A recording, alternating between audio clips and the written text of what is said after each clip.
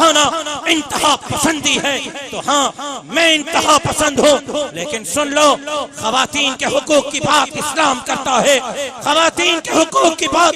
جمعیت علماء کرتی ہے۔ ہم خواتین کو حقوق دلوائیں گے، ہم خواتین کے چار دیواری کا تحفظ کریں گے، ہم خواتین کے دوپٹے کا تحفظ کریں گے۔ ڈاکٹر خالد محمود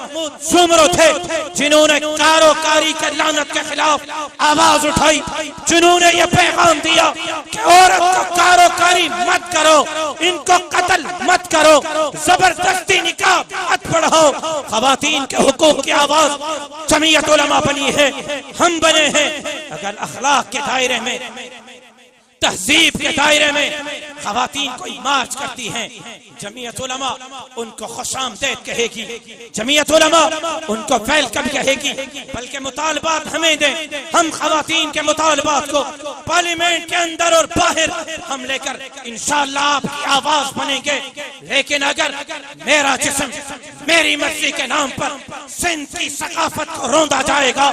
میرا جسم میری مرضی کے نام پر ملک کی ثقافت کو روندا جائے گا، میرا جسم میری مرضی کے نام پر اسلام سے مذاق کی جائے گی، پاکستان کے آئین سے مذاق کی جائے گی، یہ پاکستان کا مطلب کیا،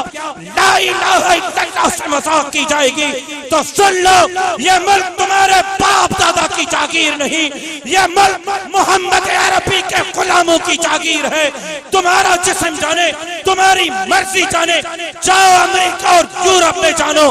لا الہ الا اللہ کے ملک میں میرا جسم میری مرضی نہیں چلے گی، میرا جسم محمد عربی کے شریعت کی مرضی چلے گی، اللہ کے حکم کا قانون چلے گا۔ اور اگر یہ حرکت کی گئی میرا جسم میری مرضی جیسے فحاشی اور یعنی کہ یہ بازار گرم کیے گئے، تو ہاں پبان کے دہل کہتا ہوں، ہم اس کو بزور قوت اور طاقت روکیں۔